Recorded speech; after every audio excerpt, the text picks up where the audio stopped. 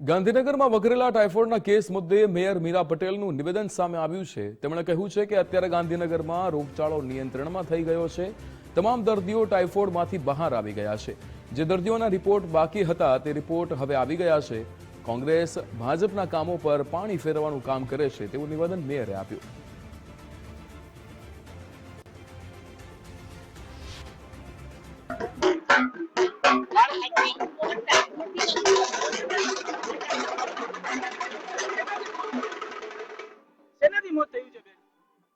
મારો પ્રશ્ન નથી સેનાથી થયું છે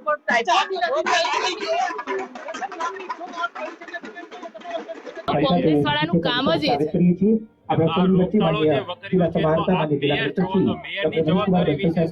બધું કંટ્રોલ થઈ ગયું છે, બધા દર્દીઓ બહાર નીકળી ગયા છે। એમાંથી જે લોકો જેના રિપોર્ટ આવવાના બાકી હતા એના જ વધારે રિપોર્ટ આવે છે, બાકી કોઈ વિષય છે જ નહીં। અને કોંગ્રેસ વાળાનું કામ જ એ છે કે જે ભારતીય જનતા પાર્ટી કામ કરતી હોય ને એની પર પાણી ફેરવવાનું આ પાખંડી પાર્ટીનું કામ જ એ છે, બાકી કોઈ વિષય છે જ નહીં। હા, ફેલાય તો કંટ્રોલ થઈ ગયો છે, નવા કોઈ કેસ આવતા નથી।